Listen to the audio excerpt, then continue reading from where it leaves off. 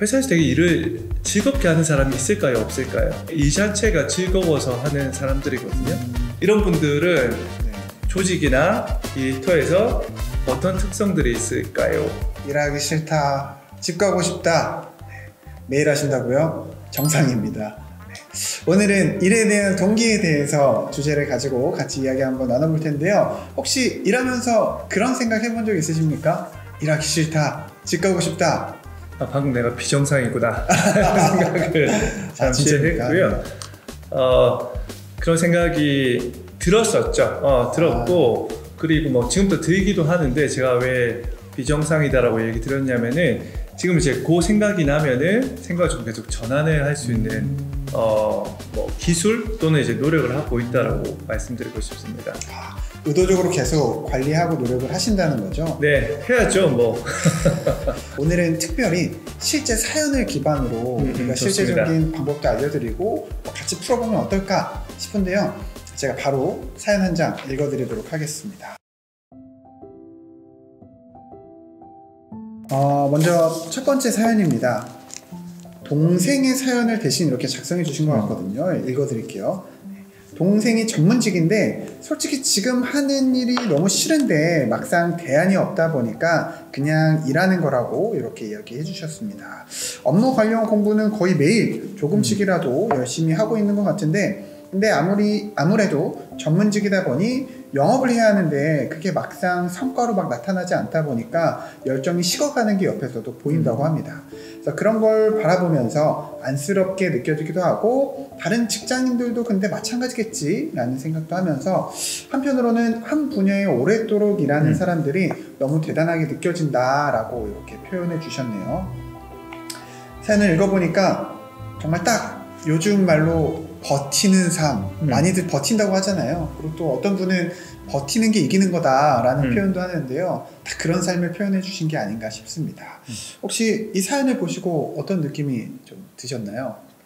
좀 중요한 키워드가 있었던 것 같아요. 동생이 이제 전문직이라고 하는 거예요.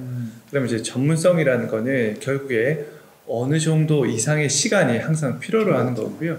근데 그 시간이 사실 지나야지 아까 이야기했던 주변에서 뭐 영업도 되고 또 본인이 뭐 성과 이런 것도 발휘할 수 있지 않을까라는 생각이 듭니다. 근데 제 입장은 좀 다른데요. 네. 버티는 것도 한계가 있지 않습니까? 제가 이것도 막 네. 조사를 해봤거든요. 했더니 갤럽에서 연구했던 내용을 보니까 사람이 6개월 정도가 지나면 급격히 동기가 저하되고, 네. 그로 인해서 스트레스나 또 혹은 몰입감이나 성과에도 영향을 받는다는 거예요. 그래서 6개월부터 이렇게 영향을 받을 정도면 그 이상 사실은 대부분 1년, 2년, 3년 계속 버티는 삶을 살지 않습니까? 그래서 이렇게 버티기만 하는 게 괜찮은 건가 라는 생각이 좀 들었거든요. 근데 그게 떨어졌을 때 내가 어떻게 회복하느냐가 이제 중요한 질문이 되는 것 같고요. 내가 조금 따라가고 싶은 분들이 있을 것 같아요. 뭐 나름대로의 그 직업에 대한 만족도도 높고 생활 라이프스타일도 잘 갖춰져 있는, 안정적으로 있는 분이 계시면은 저는 차라리 그런 분과 식사 한번 하시는 게 되게 도움이 된다고 보거든요. 나름대로의 극복한 사례가 있을 것 같죠. 이야기 듣다 보면은 나도 저렇게 할 수 있구나 라는 생각이 좀 들게 되는 것 같고요. 그리고 대화를 하고 나서 사실 에너지가 생겨야 되거든요. 그래야지 결국 동기라는 것도 올라가지 않을까 이런 생각이 듭니다. 제가 오늘 조금 드리고자 하는 그 이론은 자기 결정성 이론이라는 게 있습니다. 이분들도 똑같아요. 방금 이야기하다 보면은 코치님 또 회사에서 되게 일을 즐겁게 하는 사람이 있을까요? 없을까요? 현실적으로 부정하실 수도 있겠지만 네. 저는 있다고 봅니다. 저도요. 분명히 존재를 한다는 거죠. 이렇게 그냥 일을 즐기면서 하는 사람들은 왜 이렇게 일을 열심히 할까라는 질문이 하나가 있고요. 반대도 있습니다. 막 전혀 동기가 없이 회사에 있는 분들이 있죠. 네. 저는 너무 불행한 것 같아요. 네. 시간은 계속 흘러가고 자기의 성장도 없고, 요거를 연구한 학자가 그 차이를 본 거예요. 막 이렇게 열심히 하는 사람들을 보니까 결국 내재 동기를 기반으로 이 사람들은 일을 하는구나를 발견했고요. 또 이게 일 자체가 즐거워서 하는 사람들이거든요. 이런 분들은 조직이나 일터에서 어떤 특성들이 있을까요? 일단 일을 할 때 보다 몰입감 있게 조금 더 집중력 있게 네. 그 순간에 빠져들어서 일한다는 특징이 연구로 밝혀진 바 있고요. 또 몰입해서 계속 열중하다 보니 실제로 성과도 굉장히 크게 향상됨을 나타내고 내재 동기로 일하는 사람들은 업무에서의 자극에 대한 것도 좀 유연하게 반응하게 되고 실제로 스트레스도 덜 받는다라는 연구가 있어서 행복감에도 이 일이 영향을 주는구나라는 네. 생각을 좀 하게 됩니다. 혹시 떠오르는 사람 없으세요? 일단 제가 2명이 떠오르는데요. 네.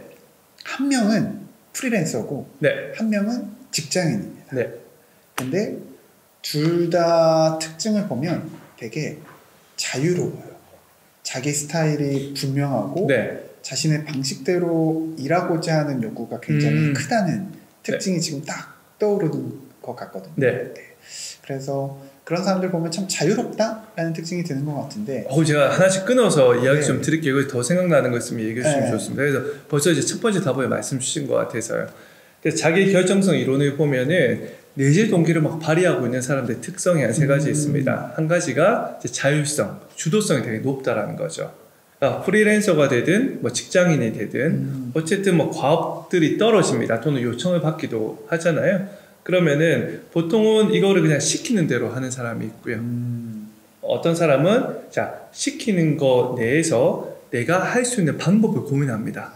내가 어떤 방식으로 이걸 해볼까? 네. 내가 뭔가 이거를 주도적으로 하고 있구나. 이럴 때 사람들이 또 내재 동기에 힘을 좀 받게 된다라고 이야기를 합니다. 두 번째는 이제 유능감을 이야기합니다. 그래서 유능감은 사람들이 막 일을 하고 과업을 할 때 내가 잘하고 있는 것 같아 라는 그 욕구가 충족이 되는 거죠. 누가 칭찬해 줄 수도 있지만 스스로 느끼기에도 내가 좀 하는 것 같아. 이런 느낌이 있으면은 일할 맛이 난다라고 생각하시면 됩니다. 마지막은 관계성을 이야기합니다. 이거 조금만 생각해보면 바로 와닿으실 것 같습니다. 이 같이 일하는 사람과 뭔가 마음이 잘 연결되고 합이 좀 잘 맞으면은 일할 맛이 난다라는 거죠. 세 가지 욕구들이 충족이 되면은 내재 동기가 발휘된다고 얘기합니다. 결국 동기가 떨어지면은 뇌도 좀 쪼그라들어요. 그러니까 제 얘기는 막 생각이 막 확장되거나 그쵸.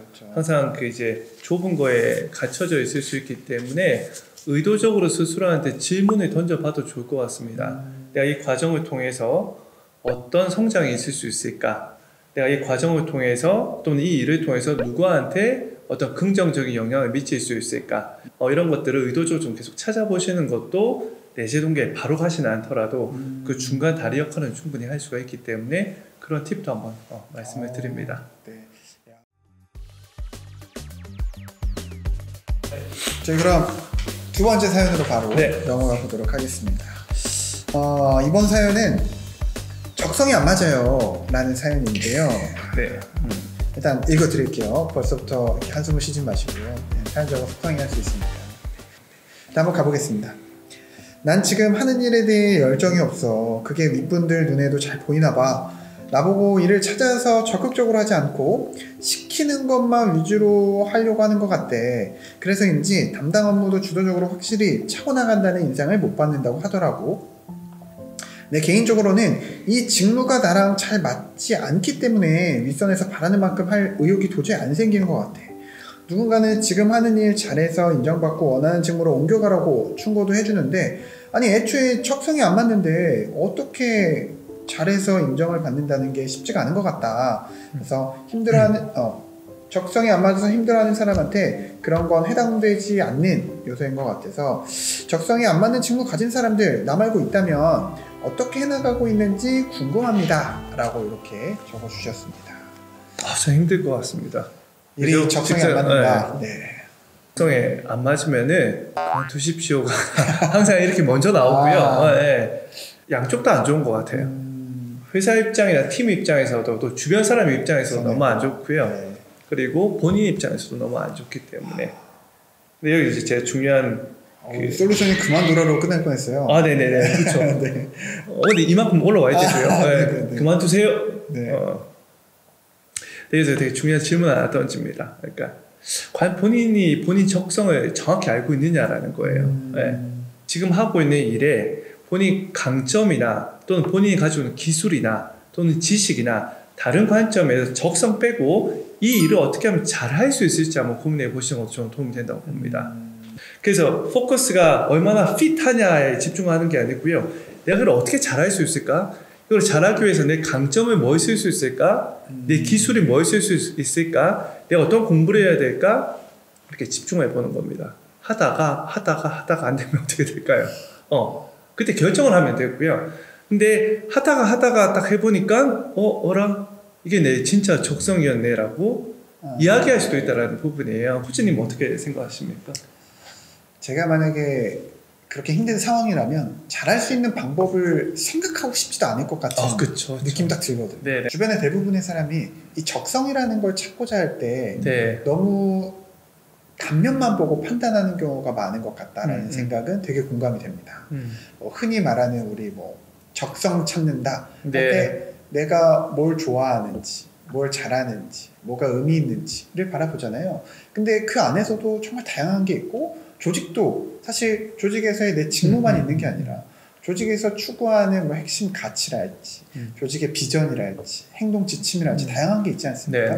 그래서 이런 것들을 쭉 세분화해서 나열하면 분명히 조금 맞출 수 있는 개념이 있을 거라는 거죠. 이 회사의 어떤 가치와 내 가치가 부합하는 게 뭘까?